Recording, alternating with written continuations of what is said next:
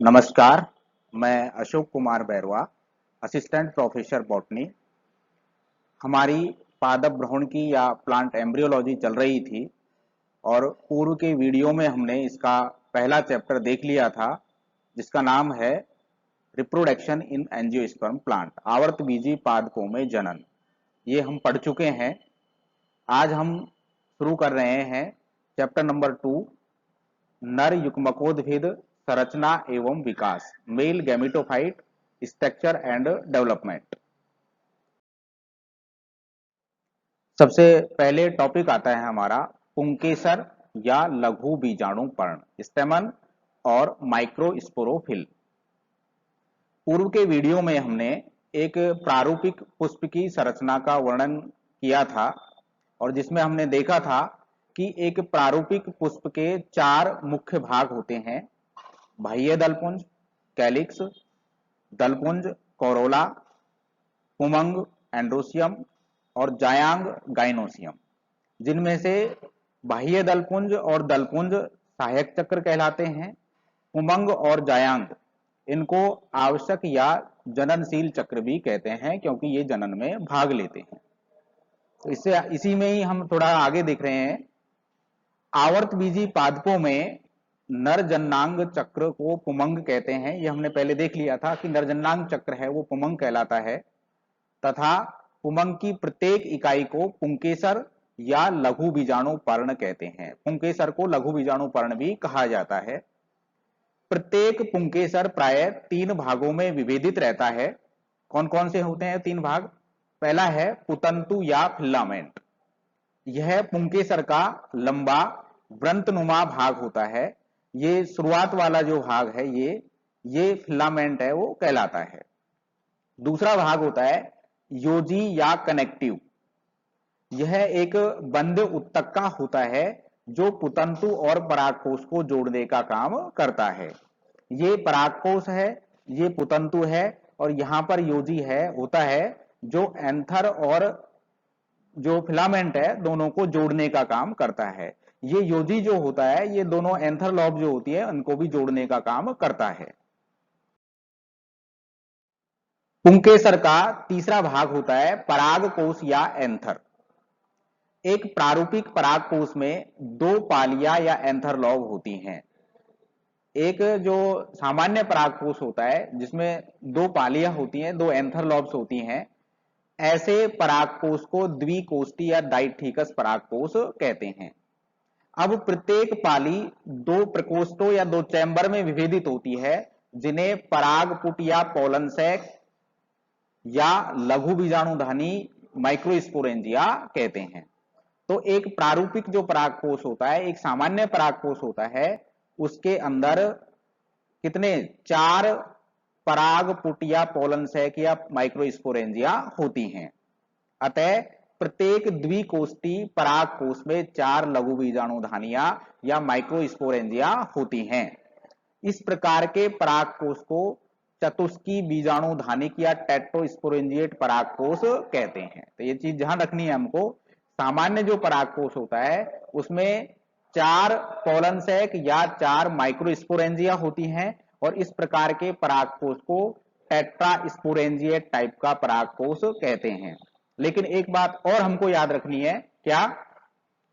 Malvaceae कुल के पौधों में परागकोश एक पाली युक्त होते हैं। यानी यहां पर मालवेसी कुल के जो पौधे होते हैं उसमें केवल एक ही एंथर लॉब होती है, जिसमें 2 लघु बीजाणुधानियां पाई जाती हैं। इसे एक कोष्ठी या मोनोथीकस परागकोश कहते हैं। यह द्विबीजाणुधानिक या बाइस्पोरेंजिएट परागकोश होता है। तो मालवेसी कुल के जो पौधे हैं उसके लिए हमको ये बात याद रखनी है कि वहां एक कोष्ठी या मोनोथीकस परागकोश पाए जाते हैं, जिसमें 2 लघु बीजाणुधानियां या 2 माइक्रोस्पोरेंजिया पाई जाती हैं। ये पहले भी हम बात कर चुके हैं। इसी प्रकार से सहजन या मोरिंगा और वॉल्फिया में भी एक कोष्ठी या मोनोथीकस परागकोश होते हैं। आर्सुथोबियम मोन्यूटिसिमम ये सूक्ष्मतम परजीवी पादप है। इसमें इसके जो परागकोश है उसमें केवल एक ही माइक्रोस्पोरेंजिया पाई जाती है। इस प्रकार के परागकोश को मोनोस्पोरेंजिएट टाइप का परागकोश कहते हैं। अब बात करते हैं, टॉपिक नंबर 2 आता है परागकोश का परिवर्धन, डेवलपमेंट ऑफ एंथर। परागकोश का परिवर्धन सुबीजाणुधानीय या यूस्पोरेंजिएट प्रकार का होता है। इस प्रकार के परिवर्धन में एक से अधिक बीजाणुधानीय प्रारंभिकाओं से बीजाणुधानी या परागपुट का परिवर्धन होता है। देखिए, माइक्रो स्पोरेंजिया जो है, बीजाणुधानी जो है, इसका डेवलपमेंट दो तरीके से हो सकता है। एक तो आता है लेप्टोस्पोरेंजिएट टाइप का। लेप्टोस्पोरेंजिएट टाइप के परिवर्धन में बीजाणुधानी का जो विकास होता है वो सिंगल इनिशियल सेल से होता है या सिंगल स्पोरेंजियल सेल से होता है। केवल एक स्पोरेंजियल इनिशियल जो होती है वो बीजाणुधानी का विकास करती है। और दूसरा टाइप आता है सुबीजाणुधानीय या यूस्पोरेंजिएट टाइप का परिवर्धन। इस प्रकार के जो डेवलपमेंट में बीजाणुधानी का जो परिवर्धन होता है कोशिकाओं के एक समूह से होता है, यानी एक से अधिक बीजाणुधानी प्रारंभिकाएं जो होती हैं, स्पोरेंजियल इनिशियल्स जो होती हैं, वो बीजाणुधानी का विकास करती हैं। विकास की प्रारंभिक अवस्था में प्रत्येक परागकोश एक सुनिश्चित बाह्य त्वचा द्वारा आवृत होता है। अविभेदित कोशिकाओं का समरूपी समूह होता है जिसमें अनेक संरचनात्मक परिवर्तनों के फलस्वरूप 4 परागपुट या माइक्रोस्पोरेंजिया का विभेदन होता है। यानी बाहर से एंथर जो होता है वो एपिडर्मिस से आवृत होता है और उसके नीचे अविभेदित कोशिकाओं हैं वो पाई जाती हैं और बाद में इनमें फिर संरचनात्मक परिवर्तन होकर के 4 माइक्रोस्पोरेंजिया का विभेदन शुरू हो जाता है।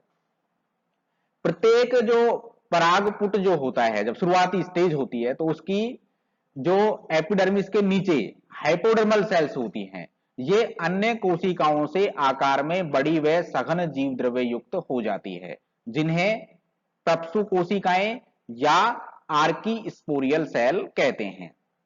कुछ कोशिकाएं जो हैं, ये हाइपोडर्मस की जो सेल्स होती हैं, ये और जो कोशिकाएं होती हैं उससे बड़ी हो जाती हैं और सघन जीव द्रव्य युक्त हो जाती है। इन कोशिकाओं को प्रप्सु कोशिकाएं कहते हैं। ये चार्ट के माध्यम से हम आगे का डेवलपमेंट है उसको देख रहे हैं। यहां पर अविभेदित एंथर है, उस पर सबसे बाहर की तरफ तो एपिडर्मिस है और उसके नीचे हाइपोडर्मल सेल्स जो हैं, जो अन्य कोशिकाओं से अलग तरीके की हो गई हैं, उनको आर्की स्पोरियल सेल हमने कह दिया है। एपिडर्मिस जो होती है ये तो सीधा एपिडर्मिस का निर्माण करती है परागकोश की का, और ये जो आर्की स्पोरियल सेल्स थी जिनमें विभाजन के द्वारा 2 प्रकार की कोशिकाएं प्राप्त होती हैं, प्राइमरी पैराइटल सेल या प्राथमिक भित्तीय कोशिकाएं और दूसरी प्राइमरी स्पोरोजीनस सेल्स या प्राथमिक बीजाणुजन कोशिकाएं। अब ये जो प्राइमरी पैराइटल सेल्स हैं इनमें विभाजन होता है और इससे सेकेंडरी पैराइटल सेल या द्वितीयक भित्तीय कोशिकाएं प्राप्त होती हैं। इन द्वितीयक भित्तक कोशिकाएं जो होती हैं ये इसमें कुछ कोशिकाएं जो होती है एंडोथीसियम यानी परागकोश के जो दूसरा आवरण होता है उसका निर्माण कर लेती हैं, एंडोथीसियम का निर्माण करती हैं और ये मिडिल लेयर है उसका डेवलपमेंट भी कर लेती हैं। ऐसे ही सेकेंडरी पैराइटल सेल्स जो होती है उसमें कुछ तो मिडिल लेयर का निर्माण करती हैं और कुछ है वो टेपिटम का निर्माण करती हैं। इस प्रकार से ये जो परागकोश की जो भित्ति है उसकी 4 परतें हो गई, एक तो बाह्य त्वचा या एपिडर्मिस, दूसरा एंडोथीसियम, तीसरा मिडिल लेयर और चौथे नंबर पर टेपिटम। ये मिडिल लेयर 3 परतीय, 1 से 3 परतीय हो सकती है। ये एक सामान्य वर्गीकरण दिया हुआ है। मोनोकोट और डाइकोट में इसमें थोड़ा सा डिफरेंट होता है, अंतर है उसमें। हम एक सामान्य या प्रारूपिक जो डेवलपमेंट है वो देख रहे हैं यहाँ पर। दूसरा जो प्राइमरी स्पोरोजिनस सेल्स हैं इनमें विभाजन से सेकेंडरी स्पोरोजिनस सेल्स बनती हैं। ये सेकेंडरी स्पोरोजिनस सेल्स हैं, ये माइक्रोस्पोर मदर सेल्स के रूप में काम करती हैं और इनसे फिर माइक्रोस्पोर हैं वो उत्पन्न होते हैं या माइक्रोस्पोर हैं वो बनते हैं। इनमें विभाजन होता है, विभाजन के फलस्वरूप माइक्रोस्पोर बनते हैं। लघु बीजाणुधानी की संरचना, स्ट्रक्चर ऑफ माइक्रोस्पोरेंजिया। प्रत्येक परागकोश परिवर्धन के फलस्वरूप दो स्पष्ट भागों में विभेदित हो जाता है। एक परागकोश भित्ति एंथर वॉल और दूसरा भाग है बीजाणुजन कोशिकाएं या स्पोरोजीनस सेल्स। परागकोश की जो भित्ति है ये 4 परतों से मिलकर के बनी हुई होती है, जिसमें सबसे बाहर बाह्य त्वचा या एपिडर्मिस होती है, उसके नीचे अंतस्थीसियम या एंडोथीसियम होती है, उसके नीचे मध्य स्तर या मिडिल लेयर पाया जाता है और उसके नीचे पोषुक्तक या टेपिटम पाई जाती है। एक चीज हमको यहाँ पे याद रखनी है, इन परतों का क्रम भी पूछा जाता है कई बार कि सबसे आंतरिक परत कौन सी होती है और सबसे बाहरी परत कौन सी होती है। तो हमें याद रखना है सबसे बाहर एपिडर्मिस होती है और फिर एंडोथीसियम, मिडिल लेयर और टेपिटम। एक चित्र के माध्यम से हम देख सकते हैं, ये एक परागकोश है, उसकी काट दिखाई गई है। इसमें हम केवल एक माइक्रोस्पोरेंजिया है उसके सेक्शन की बात कर रहे हैं। इस माइक्रोस्पोरेंजिया में सबसे बाहर एपिडर्मिस, उसके नीचे एंडोथीसियम, फिर मिडिल लेयर और उसके बाद में टेपिटम। ये चौथी परत जो है वो टेपिटम है। इन्होंने तो यहां तक ये परागकोश की भित्ति का निर्माण करती हैं चारों परत निकल, और इसके टेपिटम के अंदर जो है ये स्पोरोजीनस सेल्स हैं वो पाई जाती हैं। इन स्पोरोजीनस जो सेल्स हैं ये आगे माइक्रोस्पोर मदर सेल्स के रूप में काम करती हैं और जिनमें अर्धसूत्री विभाजन के द्वारा माइक्रोस्पोर उत्पन्न होते हैं। अब हम इनका डिटेल से अध्ययन देख रहे हैं। परागकोश भित्ति या एंथर वॉल, इसका निर्माण प्राथमिक भित्तीय कोशिकाओं से होता है। ये हमने जब वो चार्ट के माध्यम से देखा था कि जो एंथर वॉल जो है वो प्राथमिक पैरेटल सेल से निर्मित होती है एवं परिपक्व अवस्था के अनुप्रस्थ काट में यह 4 स्तरों में विभेदित दिखाई देती है। ये चारों स्तर परिधि से केंद्र की ओर एक निश्चित क्रम में व्यवस्थित रहते हैं। ये हमको क्रम याद रखना है, परिधि से लेकर के केंद्र की ओर। बाहर एपिडर्मिस होती है, सबसे अंदर की ओर टेपिटम पाई जाती है। सबसे पहली परत आती है बाह्य त्वचा या एपिडर्मिस। यह परागकोश का सबसे बाहरी स्तर है। यह एक कोशिकीय मोटी परत होती है जो परागकोश को सुरक्षा का कार्य करती है। दूसरी परत होती है अंतस्थीसियम या एंडोथीसियम। यह बाह्य त्वचा के नीचे स्थित एक कोशिकीय मोटी परत होती है। ये एपिडर्मिस होगी एक कोशिकीय, उसके नीचे की जो सेल्स है ये एंडोथीसियम है। इसकी कोशिकाएं मोटी व अरीय रूप से दीर्घित होती हैं। इन कोशिकाओं की आंतरिक स्पर्श रेखीय भित्तियों में अल्फा सेलुलोज के जम जाने से रेशेदार पट्टियां बन जाती हैं जो यू आकार की होती हैं। इसकी कोशिकाएं आर्द्रताग्राही होती हैं एवं परागकोश के स्फुटन में मदद करती हैं। तो एंडोथीसियम से संबंधित हमें 2 बातें याद रखनी है विशेष रूप से कि जो एंडोथीसियम की जो कोशिकाएं हैं उस पर अल्फा सेलुलोज है उसका निक्षेपण पाया जाता है, जिससे ये कोशिकाएं रेशेदार होती हैं। एक बात। दूसरी बात, जिन कोशिकाओं की जो प्रकृति होती है वो आर्द्रताग्राही होती है, जो परागकोश के स्फुटन या परागकोश के जो फटना है उसमें हेल्प करती हैं या मदद करती हैं। परागकोश भित्ति का तीसरा स्तर आता है मध्य स्तर या मिडिल लेयर्स। अंतस्थीसियम के अंदर की तरफ कोशिकाओं की 1 से 3 परतें मध्य स्तर का निर्माण करती हैं। ये कोशिकाएं पतली भित्ति युक्त एवं अल्पकालिक होती हैं। इनके द्वारा भोजन संग्रहण किया जाता है। एक परिपक्व परागकोश में मध्य स्तर अनुपस्थित होता है। ये चीज हमको याद रखनी है, पूछी जाती है कि एक परिपक्व जो परागकोश होता है उसमें कौन सी जो परत है वो एब्सेंट होती है। तो याद रखना मध्य परतें हैं ये नहीं पाई जाती हैं, अल्पकालिक होती हैं ये। चौथी परत आती है पोषुत्तक या टेपिटम। यह सबसे आंतरिक स्तर होता है। ये पूछा जाता है कि परागकोश माइक्रोस्पोरेंजिया है उसकी सबसे आंतरिक स्तर जो होता है वो कौन सा होता है।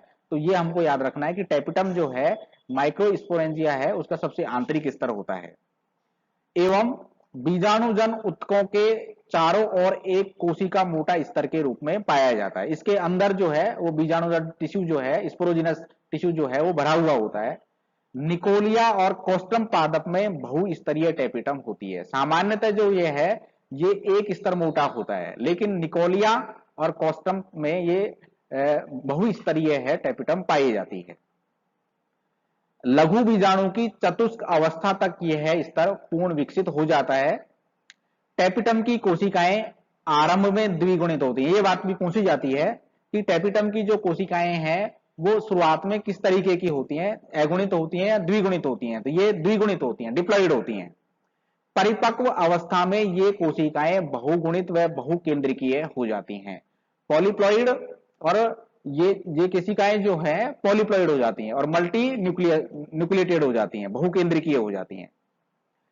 अब ये अवस्था बहुगुणितता और बहुकेंद्रिकीय अवस्था किस कारण से पैदा होती है?